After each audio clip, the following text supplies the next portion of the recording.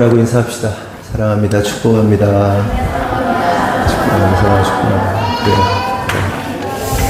오늘은 구제라는 제목으로 말씀을 나누도록 하겠습니다. 1절 다시 한번 볼게요.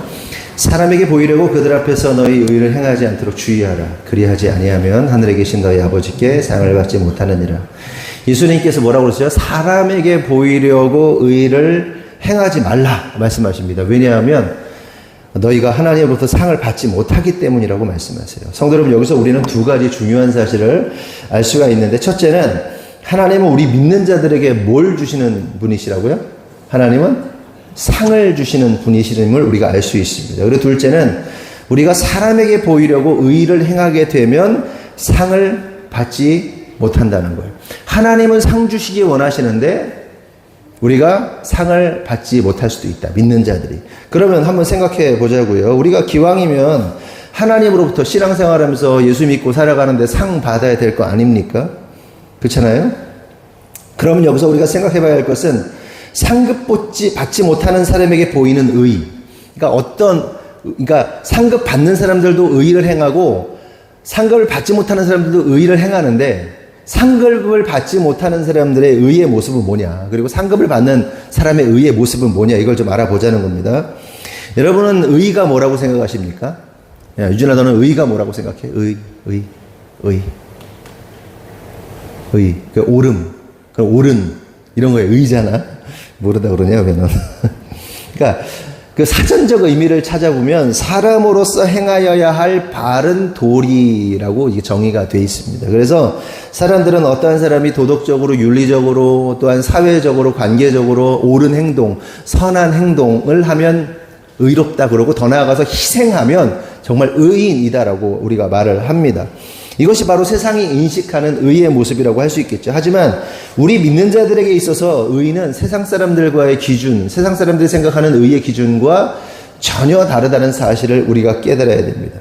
그러면 세상 사람들이 생각하는 의의 기준은 어디에 있을까요? 사람에게 있어요. 그 사람이 어떤, 우리가 볼 때, 보편적으로 볼 때 이거는 참 대단한 일이다, 희생을 했다, 선한 일을 했다, 이게 사람에게 있단 말이에요. 근데 우리 그리스도인들에게 있어서 의의 기준은 뭘까요? 정모야, 뭐 같냐? 우리 믿는 자들에게 의. 너도 설교 많이 들었잖아, 어릴 때부터. 그치? 예수님. 그치? 그치, 우리 정모가 안 해.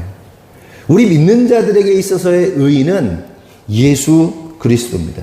예수만이 의이시고 예수만이 옳음입니다. 이것이 바로 신본주의 신앙이고, 그리고 이것을 동의하고 또한 인정하고 믿고 따르는 자들을 우리가 뭐라고 부르는 거예요? 그리스도인이라고 부르는 겁니다. 그러니까 신본주의 가치를 가지고 오직 예수님만이 옳습니다, 오직 하나님만이 옳습니다, 하나님만이 우리의 의고 옳음입니다라고 인정하는 자들을 그리스도인이라고 부르는 거예요. 그런데 만약 그리스도만이 의라는 사실에 대해서 동의가 되지 않는 사람이 있다면 그 사람은 아직 그리스도인이 아닌 거예요. 아직 그리스도의 영이 있지 않기 때문에, 주님을 인격적으로 만나지 못했기 때문에 아직은 그리스도만이 참된 의라는 사실이 인정이 되지 않습니다. 그렇다고 그리스도만이 의라고 인정하지 못하는 사람 우리가 뭐 미워하고 그러면 됩니까? 아니죠. 시간이 필요한 거죠. 예수님 만나도록 기도해야 되겠죠. 흑백 논리로 딱 갈라버리면 안 되고 기회가 필요해요. 여러분들이, 여러분의 남편이, 여러분의 아내가, 여러분의 아는 사람이 모른다, 그리스도를 모른다, 계속해서 복음이 스미도록 해야 돼요. 그리스도의 의가 무엇인지를 여러분들을 통해서 알도록 보여줘야 돼요. 완벽할 수는 없죠. 그렇지만 그리스도의 의를 보여줄 수 있어야 됩니다. 결국 이러한 사실을 통해 우리가 깨달은 사실은, 어떤 한 사람이 의로운 행위를 하고도 하나님으로부터 상급을 받지 못한다면 그 이유는 그 사람 안에 참된 의이신 그리스도의 영이 없기 때문에, 동시에 이러한 자들은 하나님이 아닌 사람에게 보이려고 의로운 행위를 의미 없이 반복하게 되는 악순환이 일어나게 되는 거예요. 그리스도의 영이 있으면 사람에게 보이려고 하지 않아요. 사람 앞에서 자랑하려고 하지 않아요. 그런데 그리스도의 영이 없으면 어떻게 된다? 끊임없이 사람에게 보이려고 의로운 행위를 하게 된다는 거예요. 한마디로 그리스도의 영이 없으면 그 어떤 위대하고 엄청난 의로운 일을 한다 해도 상급이 없다. 그렇다면 계속해서 생각해 볼 것은 의로운 일을 하고도 하나님으로부터 상급받지 못하는 자들에게는 어떠한 특징이 나타나는가? 그렇잖아요. 예수를 믿는데 예수 믿는 사람들 가운데서도 그리스도의 영이 있는 사람도 있고 없는 사람도 있고 아예 그리스도인들이 있고 또 아예 세상 사람들 있고 그런데 그 가운데 상급을 받지 못하는 자들에게 나타나는 그 현상이 뭐냐, 특징이 뭐냐? 마태복음 6장 2절 보겠습니다. 다 같이 한번 읽어볼까요? 시작.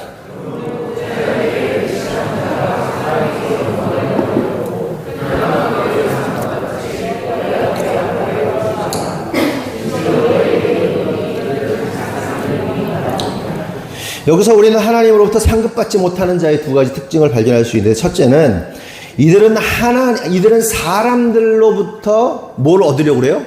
영광을 받으려 한다는 거예요. 그 영광이 뭐예요? 인정받는 거, 칭찬받는 거.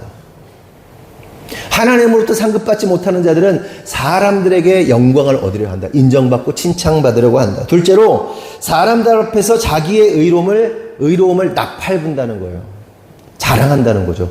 계속해서 자기의 자랑을, 자기의 의로움을 자랑하고 소리치면서 나팔부는 거예요. 성도 여러분, 우리가 때때로요 착한 일 하잖아요. 우리도 착한 일하고 칭찬받을 만한 일을 한단 말이에요. 그렇잖아요. 하나님이 보실 때 또 사람들이 볼 때 착한 일을 해요. 어떤 마음의 감동이 있어서 정말 선한 일을 할 때가 있습니다. 그럼 좀 인정도 받고 싶고 때로는 또 자랑도 하고 싶고 그렇잖아요. 그게 인지상정이잖아요. 우리 마음 가운데 그게 있단 말이에요. 착한 일을 했어. 애들이 착한 일을 했어. 그럼 엄마한테 칭찬받고 싶잖아. 성도들은 또 교회에서 어떤 착한 일을 했어. 그러면 목사나 사모에게, 목사님이나 사모님에게 칭찬받고 싶기도 하고 인정받고 싶기도 하고 그러잖아요. 그게 인지상정인데, 오늘 예수님 말씀에 의하면 예수님 좀 심하신 것 같다.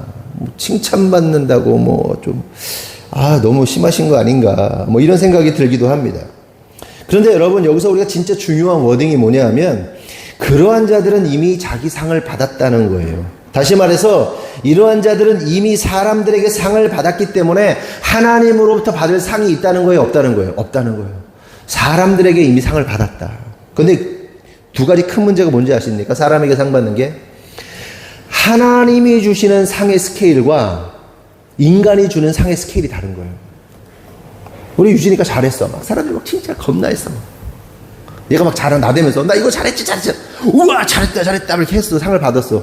사람들이 주는 상이라는 게 그냥 말로 좀 하든지 아니면 너 진짜 잘했다 돈 5만 원 줄 수도 있는 거고. 그렇지만 인간들이 줄 수 있는 상은 썩어질 것이라는 거죠. 근데 하나님이 주시는 상은 뭡니까? 영원한 상이다. 결론적으로는 영원한 생명이다. 영생이다. 그럼 사람들에게 상을 받아야겠습니까? 하나님께 상을 받아야겠습니까? 그렇죠? 하나님께 받아야겠죠? 그러면 생각해 보자고요. 우리는 우리 자신을 한번 점검해 보자는 거예요. 내가 바로 이런 사람들에게 인정받고 또한 사람들에게 자랑하느라고 하나님으로부터 상급받지 못하는 자가 아닌가. 그런 자의 모습은 아닌가 좀 생각해 볼 필요가 있다는 거예요. 그리고 더 나아가서 목사와 사모와 성도들에게 인정받지 못하고 칭찬받지 못해서 삐치고 시험 드는 그런 어리석은 자는 아닌가 하는 거예요. 여러분, 이러한 자들은 이미 뭐라고요? 상급을 받은 자들이다. 여러분, 착각하면 안 돼요. 여러분들이 칭찬받을 만한 일을 했어요. 그렇죠? 칭찬받을 만한 일을 했는데 의도가 내가 칭찬받고 싶어서 한 게 아니야. 그냥 칭찬받을 일, 누가 봐도 또 하나님 기뻐하실 만한 일을 했는데 우연히 제가 알게 됐어. 내가 알게 됐어. 목사가 알게 됐어. 야, 우리 집사님 잘했다고 그러면 상급이 사라질까요? 어떤 분들은 그래요. 목사가 아니면 사람이 칭찬해 주려고 그러면 나 하나님께 상급 받아야 된다고 그러면 안 된다고. 물론 여러분들이 의도성을 가지고 칭찬받고 싶어서 그랬다면 상급이 없지. 사람에게 칭찬받으니까. 그런데 여러분이 의도가 없어. 그런 의도가 없어. 그런 생각이 전혀 없는데 그냥 알게 됐어. 누가 그래도 칭찬해 줬어. 칭찬하시면 안 된다고. 그게 아니고 그냥 해도 돼. 그거는 상관없어. 여러분의 의도가 없잖아. 자랑하려고 했던 의도가 없잖아. 그럼 칭찬 감사합니다. 그냥 겸손하게 가면 돼. 오버할 필요도 없어. 사람이 칭찬하려고 그러면 이럴 알러지 반응 일으킬 필요 없다는 거예요. 자연스럽게 하면 돼요. 다만 내가 사람들한테 인정받고 싶은 욕구, 칭찬받고 싶은 욕구, 그걸로 의를 행해봐야 상급이 없다. 그리고 의라는 것이 하나님으로부터 오는 것이지 내 안에서는 의가 발생할 수 있어요, 없어요? 발생이 안 돼요. 믿음이라는 것이 하나님으로부터 오는 것이 내 안에서 믿음이 발생할 수 있는 게 아니란 말이에요. 하나님이 믿음을 주시는 거고. 내 의라는 것이 결국 뭐예요? 썩어질 것이다. 심판받을 것이라는 거예요. 그러면 궁금한 것은 왜 하나님을 믿는다 하는 자들이 자신의 의를 드러내고 사람에게 인정받으려고 나팔을 부는가 하는 겁니다. 그 근본적 이유는 이미 말씀드렸다시피 그들 안에 완전한 의이신 예수 그리스도가 없기 때문에 그래요. 좀 더 정확하게 좀 나누어서 말하면 이런 겁니다. 두 가지 경우로 볼 수 있는데, 첫 번째 경우는 그리스도의 영이 없는 종교인들. 그리스도의 영이 없는 종교인들은 사람에게 인정받으려고 자랑하게 된다. 교회 안에서도 그런 겁니다. 교회 안에서도 그리스도의 영이 있어야 되는데 종교의 영을 가지고 있는 사람들이 자꾸 그 선한 일을 해서 칭찬받으려 한단 말이에요. 종교의 영. 유대인들이 가지고 있었던 종교의 영. 두 번째 경우는 뭡니까? 그리스도의 영을 받았어요. 그런데 자꾸 나와 그리스도의 영이 나와 하나님이 싸우는 거야, 자꾸. 내 안에. 예수 믿어. 예수님 인정해. 근데 나라는 존재와, 나라는 악한 존재와 하나님의 영이 막 싸워. 근데 날마다 누가 이겨? 내가 이겨. 내가 이기는 자들. 나의 감정이 이기는 자들. 나의 생각이 이기는 자들. 나의 욕구가, 나의 욕망이 이기는 자들. 그러한 자들에게 어떤 현상이 일어나는 거예요?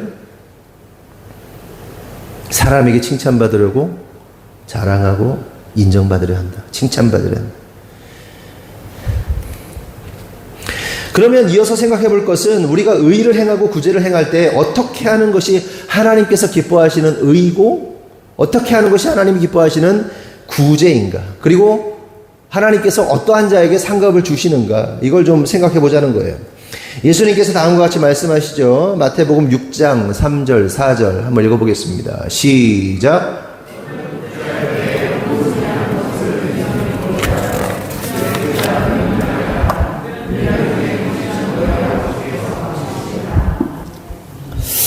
예수님께서 뭐라고 하십니까? 구제할 때 오른손이 하는 것을 왼손이 모르게 하라고 하십니다. 저는 항상 이 말씀을 볼 때마다 이런 생각이 들었어요.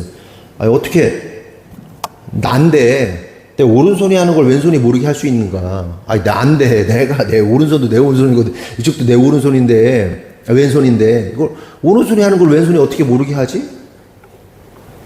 모르는 척 하라는 건가? 오른손이 이렇게 물을 마시는데 왼손이 모르는 척하고 마이크 잡고 있으라는 건가? 이게 뭐야? 나는 인지하는데. 상식적으로 말이 안 되죠. 하지만 은유적이고 상징적 의미로 우리가 이거를 이렇게 생각해 보면 그치. 예수님 말씀처럼 구제할 때 사람들에게 알리지 말고 은밀하게 하고 은밀한 중에 보시는 하나님께서 다 갚아주신다. 그러니까 오른손이 하는 걸 왼손이 모르는 정도로 아무도 모르게 하는 것이 하나님이 기뻐하는 것이다 라고 우리가 이해를 하잖아요. 하지만 그럼에도 불구하고 오른손이 하는 것을 왼손이 모르게 한다는 것은 좀 납득이 어려운 거예요. 이런 표현이 좀 어색한 겁니다. 그래서 그러면 오른손이 하는 것을 왼손이 모르게 하는 것이 무슨 의미인가? 이걸 좀 살펴보자는 거예요. 이게 성경적인 의미가 있어요. 그리고 이 부분은 맨 마지막에 결론적으로 말씀을 좀 나누겠습니다. 그 전에 먼저 우리가 알아야 할 사실이 있는데 그것은 하나님께서 구제를 명하신 이유가 뭐냐? 왜 구제를 하라고 하시는가? 오늘 제목이 구제잖아요. 우리가 구제를 해야 될 텐데 왜 구제를 해야 하냐?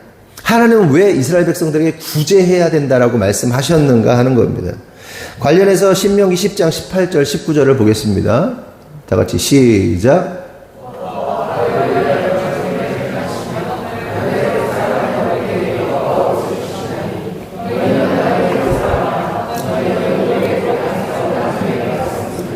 읽은 것처럼 하나님께서는 고아와 과부와 나그네를 위하여 정의를 행하시며 떡과 옷을 주시는 분이시라고 말씀하세요. 그러면서 그들을 그렇게 구제하신 이유에 대해서 말씀하시는데 그 이유가 뭐라는 거예요? 너희들이 나그네 되었다는 거예요. 좀 더 정확하게 말하면 나그네 되었고 고아가 되었고 과부가 되었기 때문에 내가 너희들을 먹이고 입히고 떡과 옷을 주었다 라고 말씀하시는 거예요. 다른 말로 하면 뭐예요? 떡과 옷과 먹을 것을 주는 걸 우리는 뭐라고 말하죠? 구제한다고 그래요. 구제했다는 거예요. 그럼 왜 하나님은 이런 말씀을 하시는 걸까? 이스라엘 백성들에게 왜 이 말씀 왜 하시는 걸까? 하나님 두 가지 목적을 가지고 계시죠. 첫 번째는 내가 고아와 과부와 나그네를 구제한 것처럼 뭐 하라는 거예요? 너희들도 나그네와 고아와 과부를 뭐 하라고? 구제하라는 거예요. 이렇게 말씀하신 이유가 내가 너희들 구제해 줬잖아. 너희들도 구제해. 그럼 두 번째 목적은 뭘까요? 사실은 너희들이 고아와 과부와 나그네였어. 근데 니들이 구제받았잖아. 나로부터 구원받았잖아. 너희들이 고아와 과부와 나그네였음을 기억하고 뭐 하라는 거예요? 감사하라는 거예요. 두 가지 목적이에요.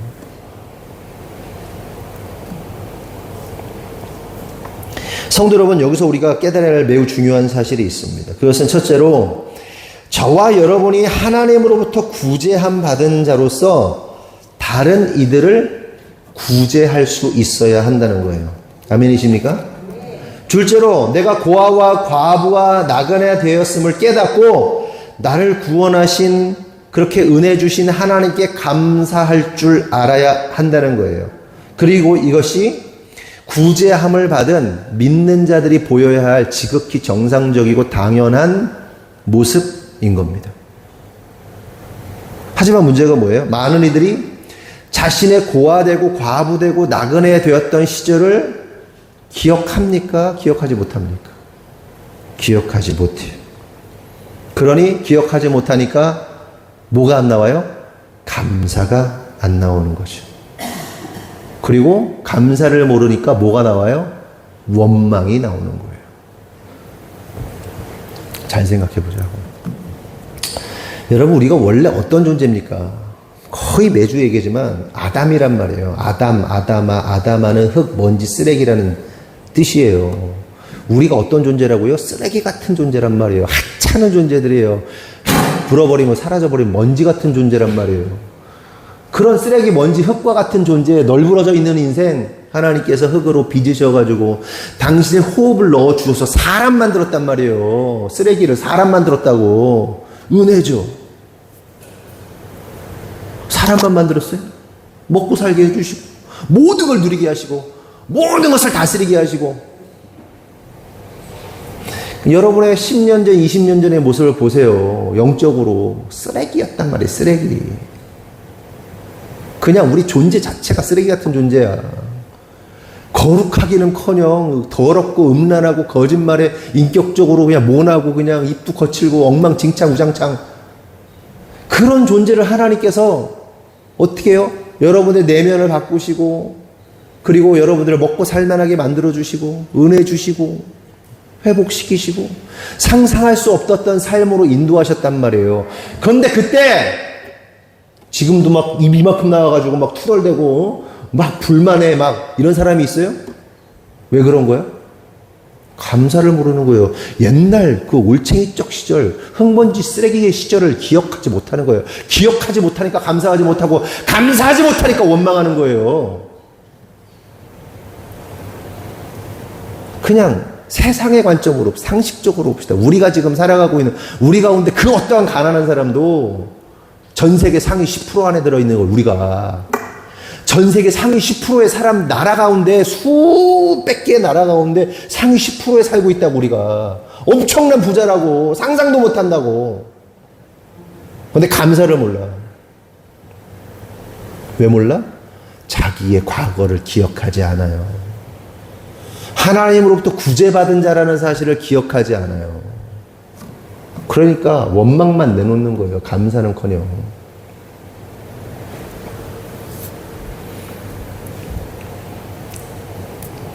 실제로 그럴 때 있잖아요. 사실 어른들은 이걸 많이 느끼셨을 겁니다. 나이가 많으신 어르신들은 내가 살면서 내 자식이든 아니면 어떤 뭐 사업상 파트너든 어떤 사람이 형제든 호의를 베풀어 줬는데 그 호의를 모르고 자기한테 요만큼 손해줬다고 그냥 막 파르르 떠는 사람들 경험해 보셨죠?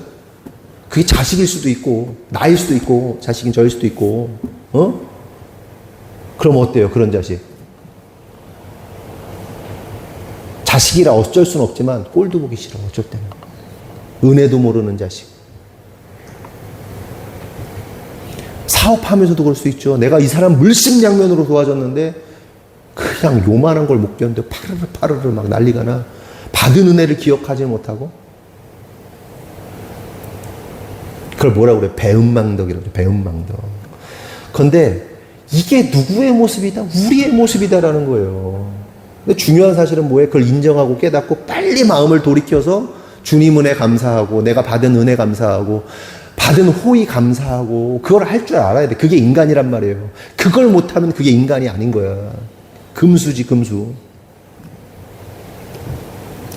그런데 여러분, 여기서 우리가 깨달아야 할 매우 중요한 사실이 하나 있는데, 그것은 단지 가난한 자들을 도와서 형편이 나아지게 하는 것이, 형편 낮게 해주는 것만이 구제가 아니라 하나님으로부터 구원받는 것이 본질적 구제라는 거예요.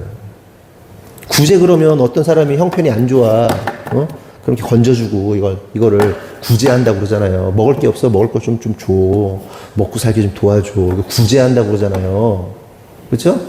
그런데 본질적 구제는 먹고 살게 해주는 것만이 구제가 아니라 본질적으로는 구원해 주는 것이 구제라는 겁니다. 여러분, 이스라엘 백성들이 애굽에서 어떤 상황이었다고요? 고아와 과부와 나그네 된 상황이었어요. 그 사람들은 사회적 약자고 가난한 자들이에요. 하나님께서 그들을 도우셨어. 근데 결론적으로 최종적으로 이스라엘 어떻게 하십니까? 출애굽시켰단 말이에요. 구원해 주셨단 말이에요. 결국 성경의 구제는요, 뭐예요? 구원의 사역입니다. 구원 사역. 구원 사역. 그래서 교회가 막 돈만 주고 사람들 뭐 이렇게 하는, 뒤에 설명하겠지만 예수가 없으면 그 구제는 실패한 구제예요. 사도행전 3장을 보면 이게 구제와 구원의 관계를 명확하게 좀 이해할 수 있습니다. 잘 아시다시피 성령을 받은 제자들이 성전 미문을 지나갑니다. 지나가는데 그때 한 안진뱅이가 그 제자들을 빤히 보는 거죠. 그래서 돈 달라는 거죠. 할 수 있는 게 없으니까 돈 달라고 이렇게 빤히 보면서 구걸을 합니다. 이에 베드로와 요한이 그 안진뱅이에게 뭐라고 말하죠? 그 유명한 말씀하잖아요. 은과 금은 내게 없거니와 내게 있는 것으로 내게 주노니 곧 나사렛 예수 이름으로 일어나 걸으라. 이렇게 믿음의 선포를 합니다. 저는 어느 때는 이런 생각도 했어요. 그지가 먹을 게 없어가지고 돈 달랬는데 돈 좀 주면 안 되나. 예수 이름 주고. 그냥 한번 상상해보자고. 현실적으로 생각해보자고. 저기 천안역에가 뭐 노숙자가 있는데, 좀 사먹게, 라면 좀 사먹게, 소주 좀 사먹게, 돈 좀 주세요. 그러면, 내가 돈은 없지만 너에게 예수 이름을 준다! 열심히 일해라! 뭐 이러면 미친놈 소리 듣죠. 안 그래요? 돈 좀 달라고! 무슨 예수야, 예수야. 뭐 이럴 수 있잖아요. 그냥 현실적으로 생각해보면. 안 그래? 사람이 그렇잖아요. 저 또라이라고 저거. 돈을 좀 달라고 소주 한 병 사먹게. 이거지. 아멘 예수님 말씀. 이게 안 되니까 잘 오늘날엔 믿음이 없어서 그런지.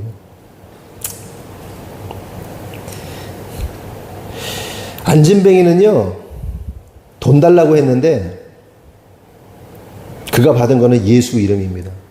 구원의 이름, 구제를 요구했는데 자신의 현실보다 조금 낮도록 연명할 수 있도록 구제를 요구했는데 뭐가 임한 거예요? 구원이 임한 겁니다. 구원이. 여러분, 여기서 우리는 구제의 본질이 무엇인지를 알 수 있어요. 구제, 진정한 구제는 돈을 주는 것이 아니라 구원의 이름 예수를 주는 것이라는 거예요. 믿으시면 아멘. 뒤집어 말하면 예수 없는 구제는 구제가 아니다. 물론 교회가 어려운 사람들을 위해 돈을 줄 수 있죠. 그렇죠? 교회가 어려운 사람들 재정적으로 돕고 할 수 있어요. 하지만 잊지 말아야 할 것은 돈은 못 줘도 생명의 이름 예수는 줄 수 있어야 한다는 겁니다. 하지만 문제는 세상 사람들이, 그리고 믿는다 하는 자들조차도 예수 이름보다는 돈을 더 원한다는 거죠. 여러분 안 그렇습니까, 여러분들? 예수 이름보다 돈이 더 능력 있지 않습니까? 우리가 예수님 생각하는 것보다 돈을 더 많이 생각하지 않습니까? 예수님께 나아가는 것보다 돈에 더 시간을 쓰고 에너지를 쓰지 않습니까? 돈도 골라서 돈에 눈이 뒤집혀서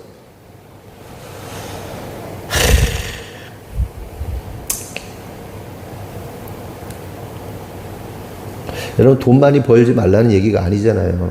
밸런스가 깨지면 안 돼요. 중심을 잃어서는 안 됩니다.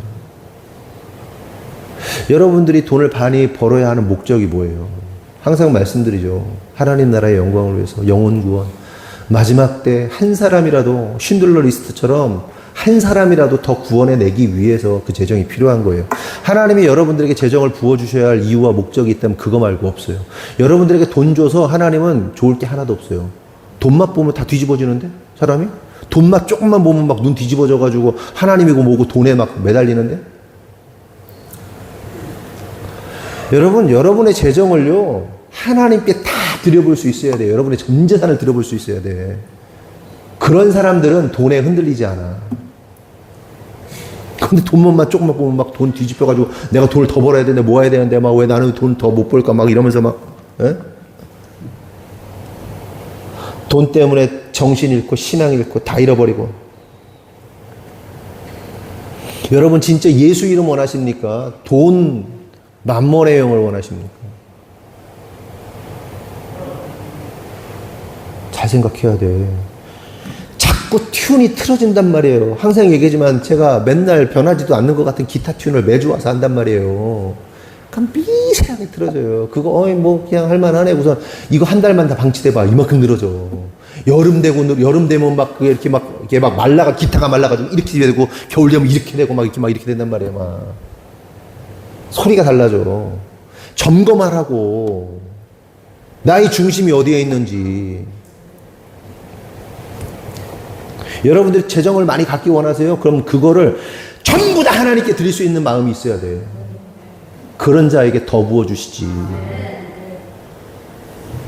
그동안 우리 교회가 이전하고 나서 하나님께서 우리 교회에 재정의 기름 부으심이 있다는 걸 막 얼마나 설교하고 그랬습니까? 한동안. 그러다 좀 잠잠해졌지. 한동안 잠잠해졌지. 제가 제 스스로 무슨 기복주의 신앙을 철저하게 배격하던 제가 교회에 이전하자마자 뭐 기복주의를 들고 나선 막 정신 나간 것처럼 내 스스로가 이상할 정도로 하나님이 재정의 기름 부으심에 대해서 말씀하셨어요. 요즘 부쩍 모르는 사람들한테 별의별 전화를 많이 받아요. 교회 건축하고 나서 전화 진짜 많이 옵니다. 그래서 네이버에 연결된 전화로 저한테 계속 전화가 와요. 얘기할까 말할까? 막 여러 가지가 오는데, 아실 겁니다. 좀 정신적으로 이상한 여자분이 상담을 한참 해주고, 그래서 이제 어느 정도 정리가 된 줄 알았는데 계속 연락 와요, 요즘에. 그냥 문자가 계속 왔대요. 목사님, 하나님이 저를 저주하셔가지고, 목사님, 우리 아빠가 우리 엄마와 저를 막 폭력을 행사해요, 막. 상상하는 거예요, 이 친구는. 네. 계속 와요, 연락 와요. 예, 기도하겠습니다. 그냥 말로만 기도하겠습니다 안 하고 답 오면은 그 내용 보고 기도를 해요. 진짜 하나님, 저 자매에게 은혜를 주십시오. 은혜를 주십시오. 그리고 전화를, 카톡을 답장을 해요. 예, 기도했습니다. 기도하겠습니다. 이렇게 하고 보내요. 어떻게.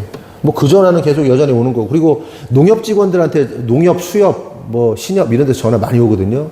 목사님, 교회에 우리가 농협에서 식사를 좀 대접하고 도시락을 좀 대접할 테니까 성도 몇 분 되세요? 그럼 대접을 하시겠다. 그럼 뭐 하는 거냐면 광고 시간에 나와가지고 막 약을 팝니다.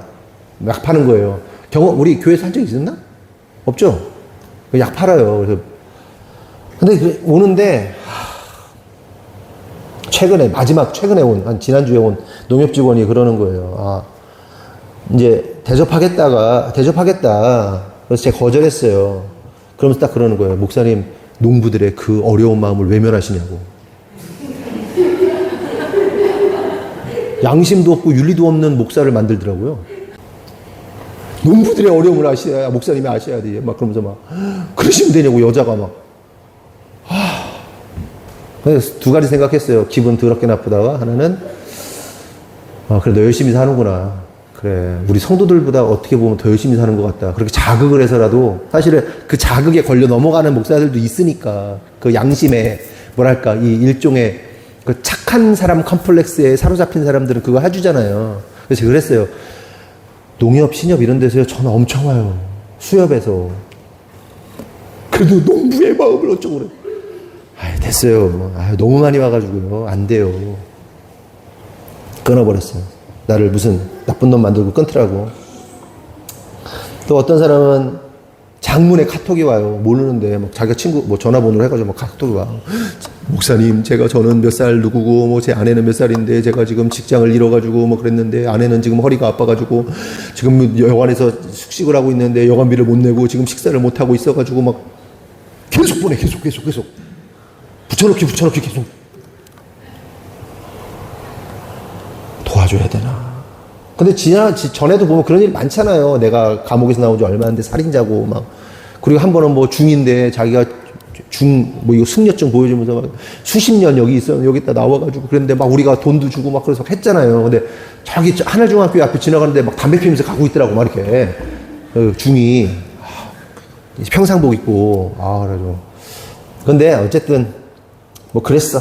뭐 그런 사람도 있어. 그리고 이제 마지막으로 그러니까 이제 지지난주 저 청년이 20대 후반 청년이 저한테 전화를 하는 거예요. 자기가 중학교 시절에 부모로부터 중학교인가 고등학교 때인가 뭐 좀 커서였어. 고등학교 때 부모로부터 버려져 가지고 혼자 사는데 지금 노숙을 한다. 노숙을 하고 먹을 게 없고 그러니까 좀 도와달라. 이제 처음에는 이제 주일에 교회를 오라고 하려고 그랬어요. 근데 일단 어쨌든 전화로 뭔 얘기인가 한번 들어봤어요. 그래서 뭐 자기가 막 뭐 그렇고 저렇고 막 이런 얘기를 해. 그래서 갑자기 퀘스천이 딱 뜨는 거예요. 전화기가 있네, 노숙하는데.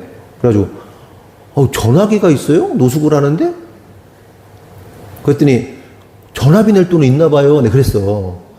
그랬더니, 딱 그러는 거예요, 친구가. 목사님, 저한테 지금 뭐라고 하시는 거예요?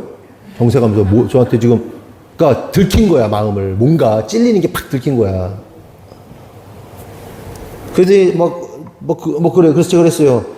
형제, 일을 하세요, 일을 해. 일하면 돼. 일할 수 있어. 내가 막.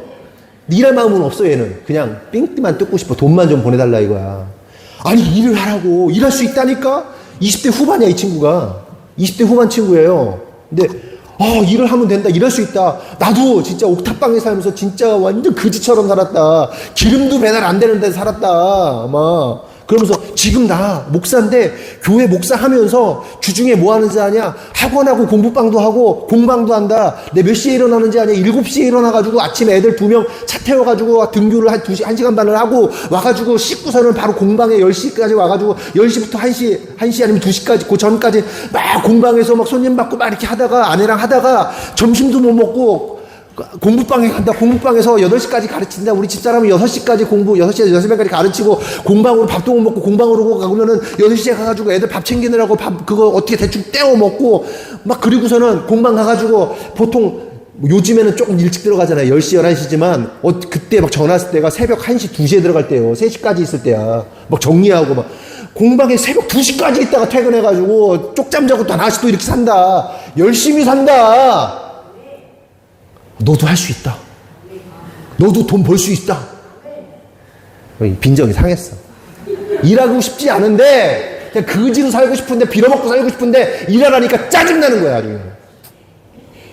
목사님 저한테 그럴 수 있냐고 하면서 막 욕은 못하고 막 승질내면서 씩씩거리다가 끊었어요. 그 친구가.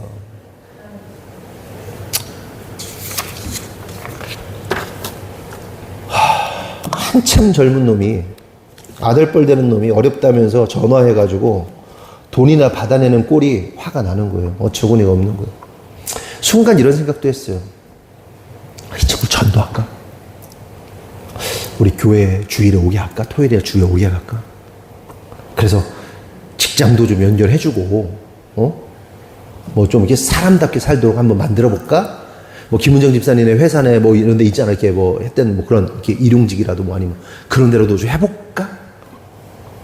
딱 하는데 무슨 생각이 들었냐면, 전화로 앵벌이 해가지고 벌어먹고 사는 사람인데 요즘에는 옛날에 이렇게 했지만 지금 전화로 앵벌이 하는 거 계좌 터가지고 앵벌이 하는 거잖아요. 아주 발전해. 나날이 발전해. 앵벌이가. 응? 그리고 딱 검색해가지고 교회들 쫙 리스트 뽑아가지고 전화 계속 하는 거거든요. 네이버로 이러고 계속 전화하는 거고 그 사람 계속 문자 보내고. 그럼 한두 개만 걸리면 되는 거거든. 그 사람도 하루 일당 끝.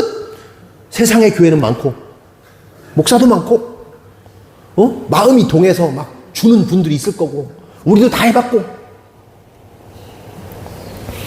앵벌이 하는 친구인데 첫 번째 교회는 올 것이며 올 생각이 없죠. 오라고 해도 안 오지. 이번 교회 온들 노숙하는 친구가 교회에 정착은 가능할 것이며 또 주일에 만약에 왔는데 예배드리고 뭐 밥 먹고 냄새 나는데 와가지고 같이 어떤 성도가 밥을 먹어줄 것이며 아니면 내가 먹어야 되잖아. 난 싫은데 같이 숟갈 넣고 먹어. 우리 성도들도 안 할 거고 나도 하기 싫어. 솔직히 말해서. 그래서 제가 그 생각을 멈췄어요. 그리고 일해라 이렇게 얘기한 거예요. 여러분 구제와 선교, 구제와 구원의 사역 가운데 제가 성공한 거예요, 실패한 거예요? 실패했다는 얘기를 하는 거예요. 진짜 훌륭하신 목사님들처럼 같이 노숙을 하면서 막 이렇게 목회를 했으면 좋겠는데 내 그럴 깜냥이 안 돼. 그냥 엄밀하게 보면, 아주 드라이하게 보면 그 친구 구원하는데 그 시도조차 하지 않았기 때문에 실패한 거야. 우리가 다 성공할 수는 없잖아요. 그게 우리의 모습이다 얘기한 거예요. 아니 나는 그 청년 왔으면 내가 좀 직장 소개시켜주고 같이 밥도 먹고 관리하겠다는 손 들어봐요. 손 들어봐. 빨리. 한 사람도 없어? 그러니 전도가 안 되지. 진짜. 그럴 거야 진짜. 제가 하려는 말은 이거예요. 우리가 줘야 할 건 금과 은이 아니다. 돈이 아니다. 예수 생명이다. 자녀들에게 뭐 줘야 돼요? 돈 주지 마. 예수 생명 줘요. 신앙을 주란 말이에요. 그렇다고 돈 안 줄 수는 없잖아요. 돈 안 주는, 아예 주지 말라는 얘기가 아니라 줘요. 근데 그 전에 뭐 주라고? 예수 생명 주라고. 예수 생명이 들어간 자이면 돈 줘. 근데 이 생명 안 들어갔어? 그럼 네 맘대로 살라고 그래 그냥. 조금만 살게 두고 부모로서의 조금 약간의 책임만 져주고. 결국 우리가 시간 주고 돈 주고 아무리 착한 일 하고 그래도 예수 생명 주지 않으면 그 구제는 실패한 구제다. 그러므로 성도 여러분, 우리가 진짜 구제, 구원을 잘했으면 좋겠어요. 우리에게 놓여진 포지션에서 그 사역들을 했으면 좋겠어요. 그러니까 사명과 부르심은 다 각자거든요.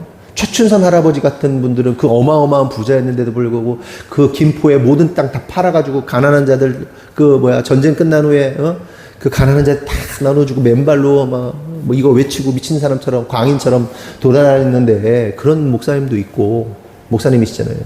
우찌무라 간조의 뭐 제자였다고 그러는데 일본의 석학 뭐 그 사람은 좀 약간 신앙적으로 문제가 있긴 있는 분이에요. 근데 우찌무라 간조가 근데 어쨌든 그 당시엔 최고의 석학이었으니까 그 밑에 갔었겠죠. 근데 어쨌든 우리에 놓여져 있는 포지션에서 내가 사업을 한다 그러면 사업하고 있는 그 포지션에서 내가 엄청나게 부자야. 그럼 부자 포지션에서 내가 좀 가난한 자의 포지션에서 나는 노숙자들과 좀 가까우고 노숙자들과의 포지션에서 미국에 어제 영상을 하나 봤는데 어떤 교회를 봤거든요. 그 교회가 뭐냐면 미국의 마지막 무법지대라나 사막 가운데 어떤 한 마을이 있어요. 거기는 물도 없고요. 전기도 안 들어와요.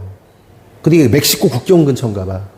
그 누구의 간섭도 받지 않는 무법천지예요. 근데 살고 싶어? 그럼 뭐 차 하나 끌고 와서 살든지 뭐 트레일러 가지고 살든지 살아. 그리고 거기 막 쓰레기장 쓰레기가 막 많거든요. 그럼 그거 가지고 막 이렇게 판자 만들어 가지고 뚝뚝뚝 살아. 그리고 돈이 없기 때문에 물물 교환해요. 내 음식이 좀 어디서 구했다 그러면, 아니면 옆 마을에서 무엇을 구해왔다면 물하고 이 사람이 가지고 통조림 하나고 바꿔 먹고 막 그래. 그런데요, 다 거지 같아. 그 별의별 사연으로 다 와. 세금을 안 내고 그래서 너무 자유롭대. 히피 같고. 근데 그냥 쓰레기 마을에, 미국에 있는 쓰레기 마을인데 거기에도 교회가 있더라고. 뭐더라? 처치 오브 엔라이트먼트 이렇게 나가는 교회더라고. 그 포지션에 있으면 거기서, 그러고서 거기에 언덕이 크게 있는데 거기에 다 뭐라고 써 있는지 아세요? God is love, Jesus loves you, 막 이만한 막 이런 데다가 막 시멘트로 부어가지고 페인트 칠해가지고 막 거기서 그 사역을 하고 있더라고, 누군가는. 우리가 그 가난한 자들, 거지들과 이렇게 홈리스들과 할 수는 없지. 도울 수는 없지만 여러분들이 놓여져 있는 포지션에서 구제하고 여러분 주변에도요 구제할 사람들이 있어요. 뭐 가난해서 구제가 아니더라도 어려움 당해서 마음적으로 어렵고 뭐 아니면 심리적으로 어렵고 정신적으로 어렵고 약간 재정적으로 어렵고 여러분들 구제할 게 많어. 그리고 구제의 역사를 구원의 역사로 이끌어갈 사람들이 많단 말이에요. 해야 돼. 어떻게 할 거야? 해. 교회로 데리고 와. 교회로 안 데리고 와. 데리고 오라고 해도 안 데리고 와. 데리고 오는 나도 불편하고 오려고 하는 그 사람도 불편해. 그런데 하나님이 놀라운 하나의 거점을 주셨잖아요. 이게 공방이에요. 난 깜짝 놀라고 있어요. 그 공방에 열 때 하나님께서 사단이 더러운 사단의 세력들이 얼마나 공격했는지 몰라. 근데 그 현장에서 얼마나 많은 구원의 역사와 구제의 역사가 일어나는지 모릅니다. 기도할 때도 그랬죠. 교회 오자 그러면 못 오는데 공방 놀러 가자 그러면 와요, 사람들이. 거기서 스며. 뭐 감정 오일도 해주고. 여러분 전도할 때 내가 오늘 앉아서 기도하고 있는데 그 생각이 팍 드는 거야. 여러분 전도가 어려워? 감정 오일로 전도해요. 딱 펴놓고 감정 오일 해가지고 전도해. 그냥 너 감정 상태가 이런데 야, 요 공방 가보자. 그러면 야, 해결점이 많아. 막 할 게 얼마나 많아. 옛날에 커피 전도하고 무슨 전도하고 이런 거 많았단 말이에요. 호떡 전도하고. 근데 그거보다 고급스럽잖아. 감정 오일 가지고. 무슨 소리인지 모르시는 분도 있겠지만 그런 게 있어. 그래서 그냥 야, 우리 공방 한번 놀러 갈래? 그것만 하세요. 물건 팔으라는 게 아니야. 그건 다음이야. 그냥 와서 얘기하게 만들어. 그리고 여선교회, 그리고 우리 아내가 내가 전도할 테니까 데리고 와서 놀아. 그냥. 하나님이 막 놀라운 역사를 일으키고 있어요. 그래서 지금 현재 상황이 뭐냐, 공방은 지금 문 닫아도 괜찮아. 이미 목적을 이뤘어요. 영혼 구원의 목적을. 공방을 홍보하는 게 아니고 교회로 못 데려오니까 그 중간 지점에 있는 어떤 부분에서 만날 수 있는 좋은 오일 가지고 만나게 하라는 거예요. 와요. 많이 와. 거부감이 없어요.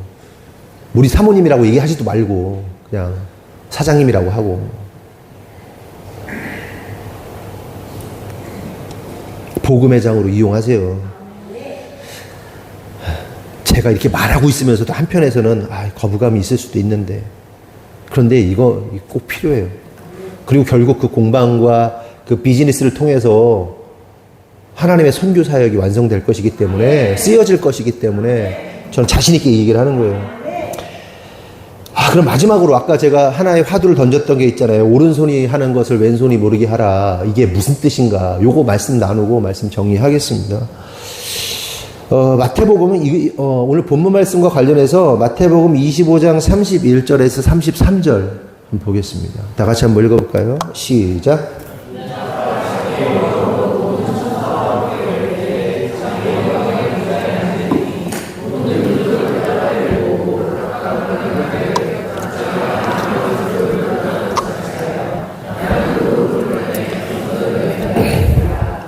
여기 오른편 왼편 나오죠? 근데 이 오른편 왼편이요, 오늘 본문 마태복음 6장에 나오는 오른손 왼손과 같은 단어입니다. 이해됐어요? 정확하게 말하면 이런 거예요. 너는 구제할 때에 오른편이 하는 것을 왼편이 모르게 하라는 말씀이에요. 이게 정확한 그 헬라어를 파자한다고 쪼개서 이제 이 분석하는 거, 이렇게 해석하는 거 보면, 너는 구제할 때에 오른편이 하는 것을 왼편이 모르게 하라는 뜻입니다. 손이라는 단어가 없어요. 결국 마태복음 6장 말씀과 방금 읽은 마태복음 25장의 말씀을 연결해서 해석하면 이런 겁니다. 오른편의 양들이 행한 것을 왼편의 염소는 모른다는 뜻이에요. 오른편의 양들이 행한 일들을 왼편의 염소는 모른다. 다른 말로 구원받은 양, 곧 구원받은 자들이 행한 일들을 염소, 곧 구원받지 못한 자들은 모른다. 이게 오른편, 왼편, 왼손, 오른손의 의미입니다. 그러면서 이어지는 34절에서 40절 말씀, 오른편과 왼편에 있는 자들의 의미가 어떤 것인지 점점 더 명확해지거든요. 한 절씩 교독해 볼까요? 그때에 임금이 그 오른편에 있는 자들에게 이르시되 내 아버지께 복받을 자들이여 나와 창세로부터 너희를 위하여 예비된 나라를 상속받으라.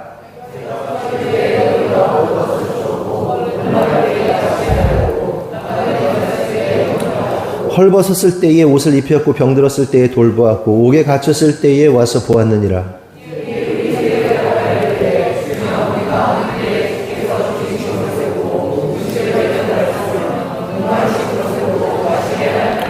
어느 때에 나그네 되신 것을 보고 영접하였으며 헐벗으신 것을 보고 옷 입혔나이까.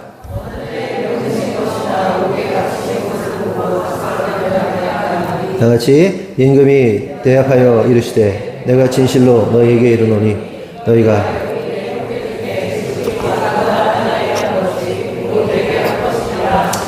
하나님께서 하나님의 보좌 우편에 있는 양과 같은 자들, 구원받은 자들에게 뭐라고 말씀하세요? 창세로부터 너희를 위하여 예비된 나라를 상속받아라 라고 축복의 말씀을 주십니다. 양들에게, 오른쪽에 있는 양들에게 상속받아. 태초부터 준비된 하나님 나라 상속받아. 그런데 여기서 주목해야 할 사실은 오른편에 그 구원받은 자들이 자신들은 아무것도 한 게 없다. 하나님도 한 게 없는데요? 라고 눈을 껌뻑껌뻑하고 나 뭐 한 적이 없는데 나 왜 하나님 나라를 주시는 거예요? 이러고 있는 거예요. 뻥 져가지고. 35절 36절 보면 하나님이 야 내가 줄일 때 목마를 때 나그네 됐을 때 헐벗고 병들고 옥에 갇혔을 때 나를 돌봤어. 니들이 날 먹였어. 날 입혔어. 나에게 공양했어. 날 살렸어. 라고 말씀하세요. 그러자 그들의 대답이 뭐예요? 37절 39절 아니 언제 그랬어요 하나님. 금시초문인데 무슨 말씀을 하시는지를 모르겠네. 내가 언제 하나님을 먹이고 하나님을 입히고 하나님을 살리고 언제 하나님을 어떻게 난 모르겠는데 하나님 왜 그러시는 거예요? 뻥 져 있는 거예요. 그러자 하나님께서 뭐라고 그래요? 야 지극히 작은 자 하나한테 한 게 나한테 한 거잖아. 니네 이웃 구제한 게 나한테 한 거잖아. 네가 걔네 살렸잖아. 막 배고픈 사람 먹였잖아. 막 슬퍼하는 자 막 구원해냈잖아. 도와줬잖아. 그들을 돌봐줬잖아. 나한테 했잖아. 하나님 감동하시면서 야 태초부터 준비된 나라 다 니네 거야. 야 니네가 다 가져. 니네 거야. 뭐예요 하나님? 이러고 있는 거야. 여기서 알 수 있는 사실, 하나님의 오른편에 있는 자들, 구원받은 자들, 양과 같은 자들의 특징이 뭐예요? 자신의 의로운 행위를 기억하지를 못해요. 정확하게 말하면 자신의 의로운 행위를 카운트하지 않아요. 쌓아놓는단 말이 카운트하지 않는단 말이에요. 자신이 의로운 행위를 했는지도 잘 모르겠어. 그냥 하나님의 이끄심에 의해서 막 마음 뿌듯하게 막 감사하면서 막 그들 도운 거야, 그냥. 반대로 왼편에 있는 자들, 구원받지 못한 자들, 염소들 어떻게 했을까? 42절에서 45절, 41절에서 42절부터 볼까요? 잠깐만요. 시작.